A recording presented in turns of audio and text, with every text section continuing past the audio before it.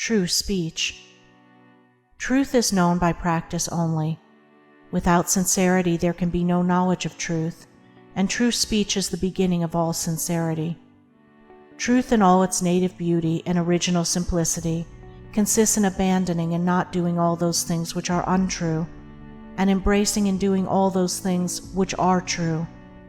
True speech is therefore one of the elementary beginnings in the life of truth. Falsehood, and all forms of deception, slander, and all forms of evil speaking, these must be totally abandoned and abolished before the mind can receive even a small degree of spiritual enlightenment. The liar and slanderer is lost in darkness. So deep is his darkness that he cannot distinguish between good and evil, and he persuades himself that his lying and evil speaking are necessary and good, that he is thereby protecting himself and other people. Let the would-be student of higher things look to himself and beware of self-delusion. If he is given to uttering words that deceive, or to speaking evil of others, if he speaks in insincerity, envy, or malice, then he has not yet begun to study higher things. He may be studying metaphysics, or miracles, or psychic phenomena, or astral wonders. He may be studying how to commune with invisible beings, to travel invisibly during sleep, or to produce curious phenomena. He may even study spirituality theoretically and as a mere book study. But if he is a deceiver and a backbiter, the higher life is hidden from him. For the higher things are these: uprightness, sincerity, innocence, purity, kindness, gentleness, faithfulness, humility, patience, pity, sympathy, self-sacrifice, joy, goodwill, love. And he who would study them, know them, and make them his own, must practice them. There is no other way. Lying and evil speaking belong to the lowest forms of spiritual ignorance, and there can be no such thing as spiritual enlightenment while they are practiced. Their parents are selfishness and hatred. Slander is akin to lying, but it is even more subtle, as it is frequently associated with indignation, and by assuming more successfully the appearance of truth, it ensnares many who would not tell a deliberate falsehood. For there are two sides to slander.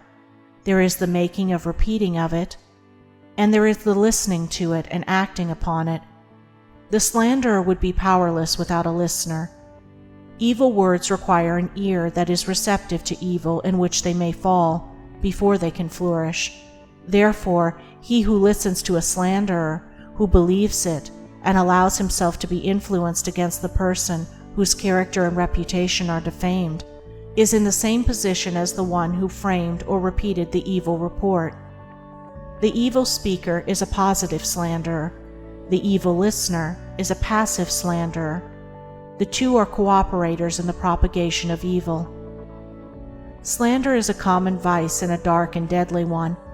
An evil report begins in ignorance and pursues its blind way in darkness. It generally takes its rise in a misunderstanding.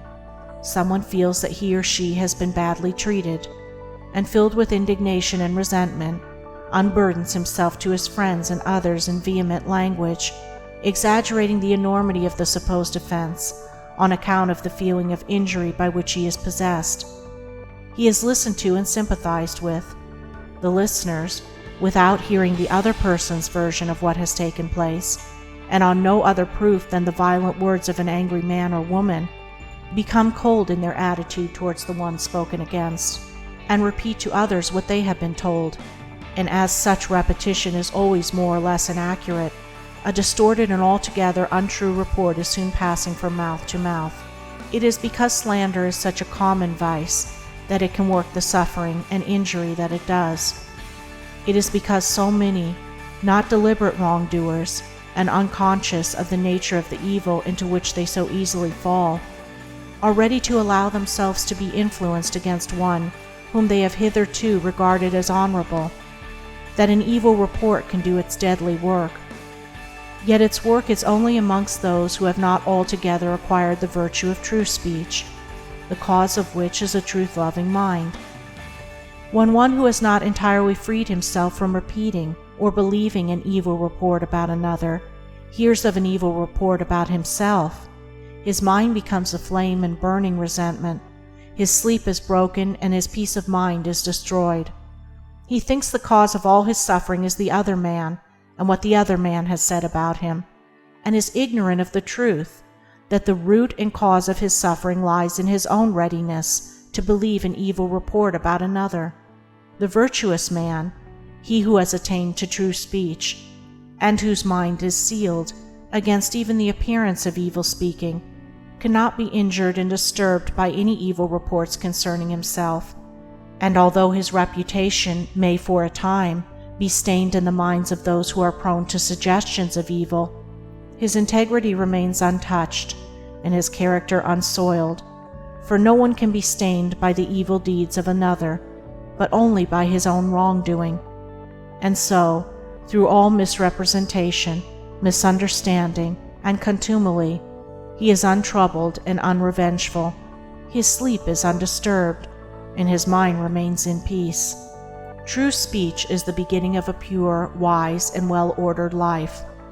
If one would attain to purity of life, if he would lessen the evil and suffering of the world, let him abandon falsehood and slander in thought and word. Let him avoid even the appearance of these things, for there are no lies and slanders so deadly as those which are half-truths. And let him not be a participant in evil speaking by listening to it. Let him also have compassion on the evil speaker, knowing how such a one is binding himself to suffering and unrest. For no liar can know the bliss of truth, no slanderer can enter into the kingdom of peace. By the words which he utters is a man's spiritual condition declared. By these also is he finally and infallibly adjudged. For as the divine Master of the Christian world has declared, "By thy words shalt thou be justified, and by thy words shalt thou be condemned."